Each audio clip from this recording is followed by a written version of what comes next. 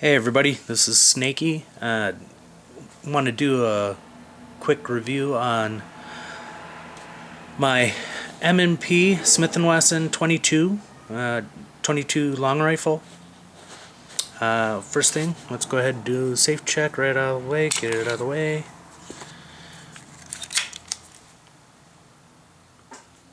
Things all clear. And as you can see, empty.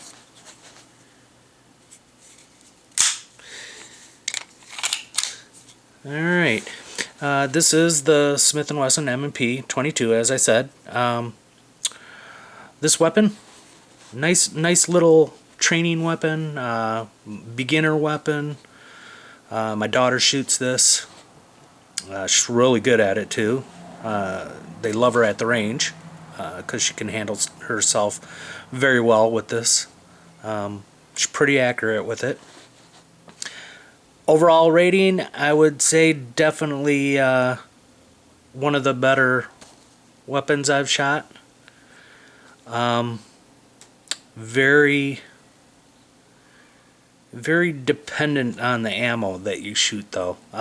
Some ammo it's real particular with. One would be this Winchester Super X. This is the standard velocity 22 long rifle, and it does not like this ammo one bit. A lot of failure to fires, fail to extracts, failure to feeds, you name it, it does it. And that's the standard velocity. I got a big box of these 500. It came with, I don't know, 10 of these or something like that. 10 of these little boxes. But same price as anything else you would buy. So honestly, I bought a box of 550. I think it's called Fiocchi or something like that, which this loves. It had no issues with that ammo, so that would be one brand I'd look out for if you're shooting. Now the Super X Winchester hollow points, which is the higher velocity ammo, it seems to be okay. I have a mix of the Fiocchi, or whatever you want to call it, in here with it. But this is the Super X. That's the hollow point. And then this would be the Fiocchi here also. It's just your regular copper. So it does shoot okay with this. I don't think I had any issues with the high velocity either. So it just seems like that standard velocity is garbage. My overall recommendation is the CCI. It seemed like any CCI that I shot through this, no problems ever. No failure to feeds, no failure to extracts, no failure to fires.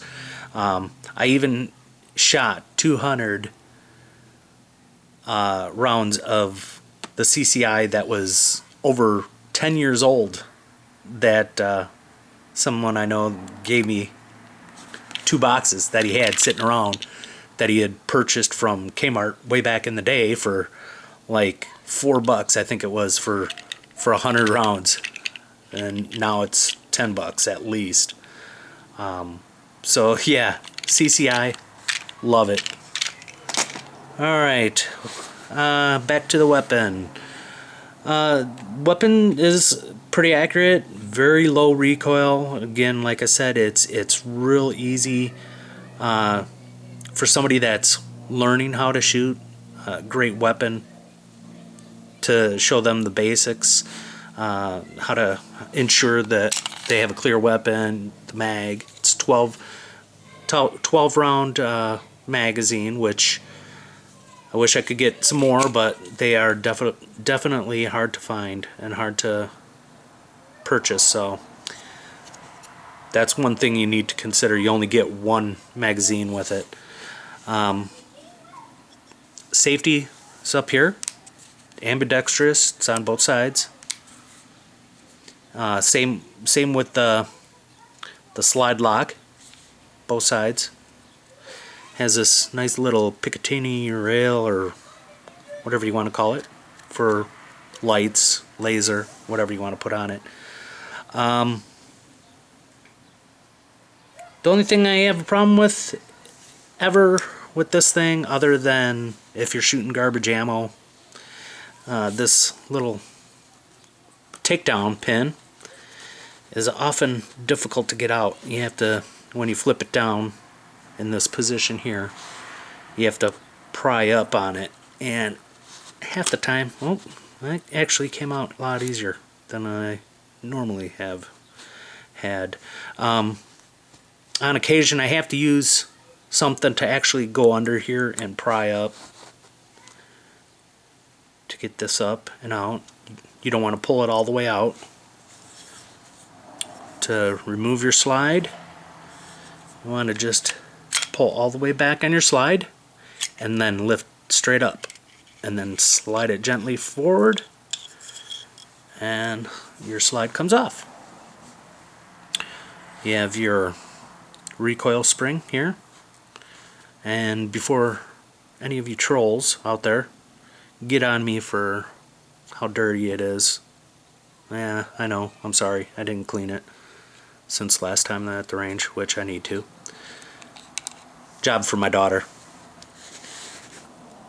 This is your recoil spring assembly here. This actually holds the spring just like that, and the barrel is a fixed barrel.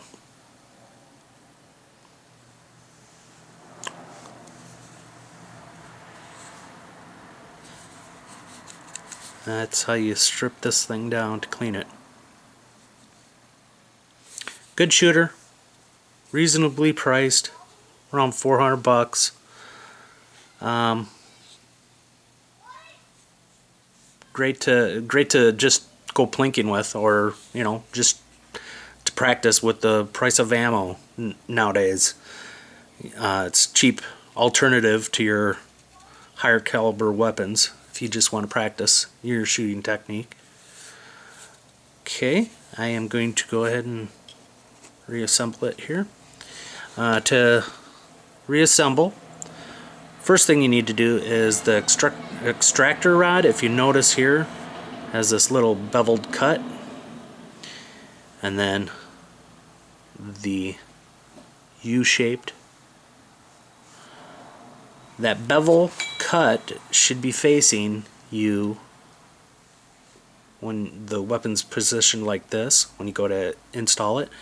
The round U portion fits in here like this. Slide it all the way forward with that beveled edge still facing this way. Push it in. Then the plastic little round spring cup, or whatever you want to call this, here. The opening you want to face forward, so your spring will seat in there, and this just slides right on that little rod. Just slide it down. Then your recoil spring is installed just like that. Now to assemble the slide, this spring here will fit in this portion here of the slide. So when you fit it in, try to do this. You want to put the spring in there, and then just hold the weapon with the slide on an angle like that. You push it forward, and you just keep on pushing all the way back until this portion here fits up into the slide. At that point, think I have it all the way here. Maybe not. At that point, it'll slide back forward, slides on those little grooves, and you push your takedown lever back in until it clicks, and then flip it up. So there you go.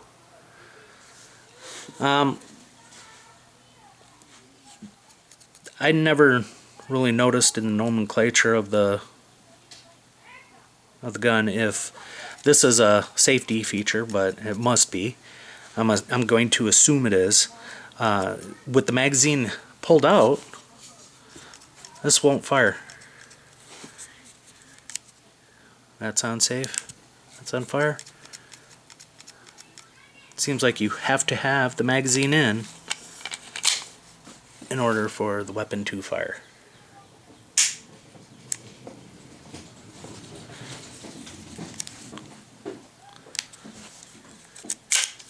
Now it does lock back automatically when you have your magazine installed.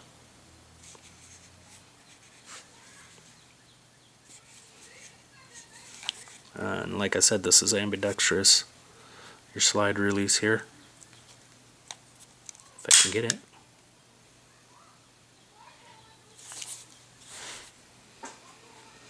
And that's my Smith & Wesson M&P 22. Nice weapon. My daughter enjoys shooting this. Highly recommend it for somebody that is new to shooting. Somebody who cannot handle a lot of recoil. Definitely very little recoil on this thing. So it's great for you to get used to your trigger pull.